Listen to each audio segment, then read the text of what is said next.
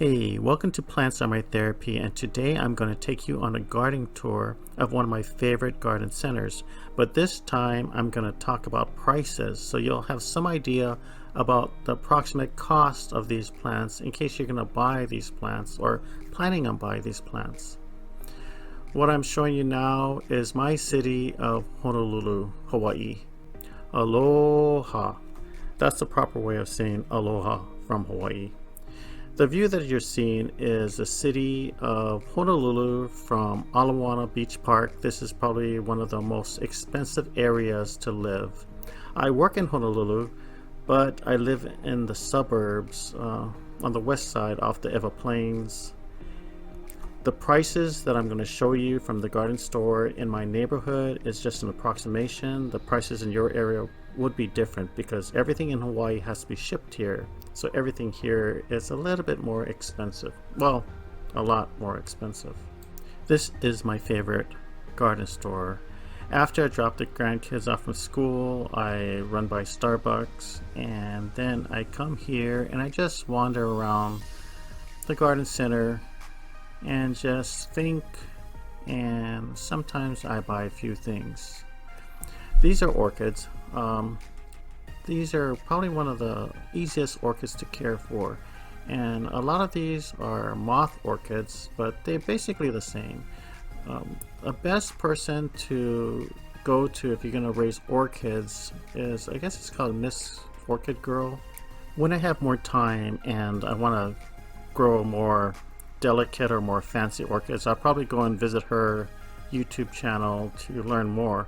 But in the meantime, these are the type of orchids that I care for. These are easy to care for. They need bright indirect light. When you water them, it's best not to have any water sit on the leaves or the stem. You can mist them. I don't, and they do fine, but I heard it's humid in Hawaii, or humid enough.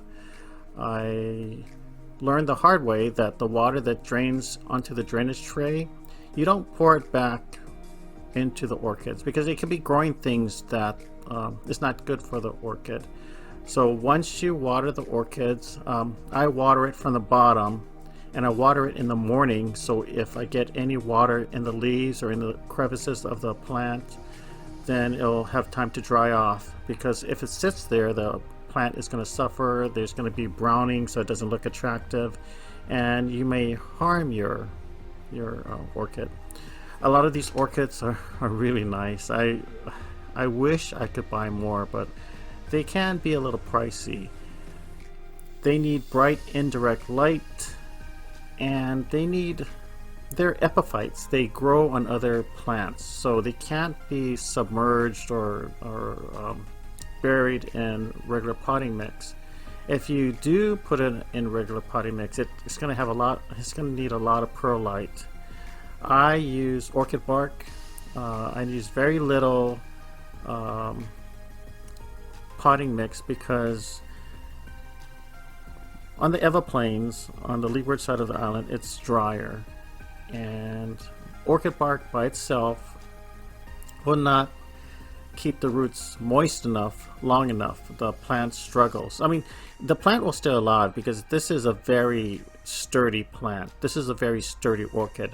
But I want the plant to thrive because the more healthier it is, the more flowers it will produce and the more beautiful it looks. So I usually mix orchid bark with very little potting mix and a lot of perlite or vermiculite. And then I put it in an area of the house where they have bright indirect light. These plants can't handle long periods of direct light. I heard people say that it can't handle any direct light, but you know, these orchids are tough. They can handle some direct light, but they're epiphytes. They have evolved to grow under trees. Water them in the morning, and you can see on the roots there's this translucent sheaths that's covering the green roots. Once those become more translucent, then you water them. It's been watered enough, and that's all it takes. Recently, I've noticed that these moth orchids, or these orchids, now come in these small little versions, and I was excited because I was thinking, oh, they're smaller plants, they'll be less expensive. But nope, they're about the same price.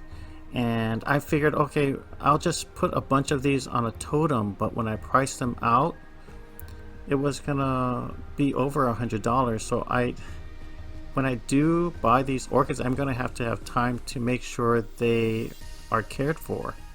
When I was visiting my family on the Big Island, the Big Island of Hawaii, which is called Hawaii, I went to this orchid nursery, and they were cultivating orchids, and they were trying to cultivate new varieties, and it was interesting. They're always coming up with new varieties. But all of the orchids that I'm showing you right now, even this popcorn orchid, I'm not sure what the regular name is, I've always called them popcorn orchids.